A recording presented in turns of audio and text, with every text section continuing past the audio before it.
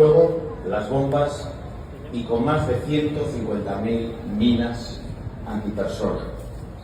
Salieron victoriosos, ondearon la Ikurriña en Pont de Raz, esta Ikurriña que podéis ver hoy aquí. Pero el peaje fue demasiado alto. Es el mejor reflejo de la complejidad y diversidad de la sociedad vasca.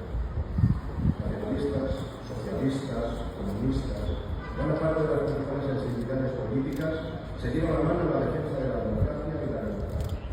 Fue, por tanto, y el propio Paco Pérez lo decía, el enemigo de la memoria no es el tiempo, sino el silencio, y por eso no os voy a pedir un minuto de silencio, sino más bien un minuto de aplausos en memoria de Miguel Arroyo.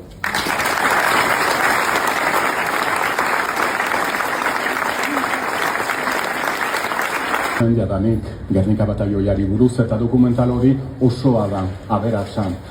Halere azken 10 urte hauetan gudari gehiago ezagutzeko aukera, zoriona eta ohorea izan dut ere.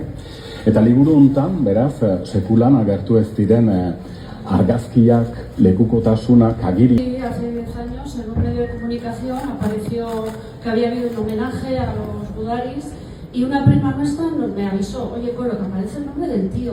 Uy, ¿qué es esto?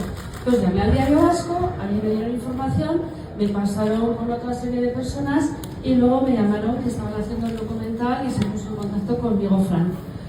Komunistak, anarkistak. Ez gara nahiak, baina nahiak magina bezala sentitzen gara, esaten zuten. Aurrera pausua eman zuten, Euskadiren izenean, maitezutena defenditzeko, bakea, demokrazia, askatasuna, eta justizia soziala.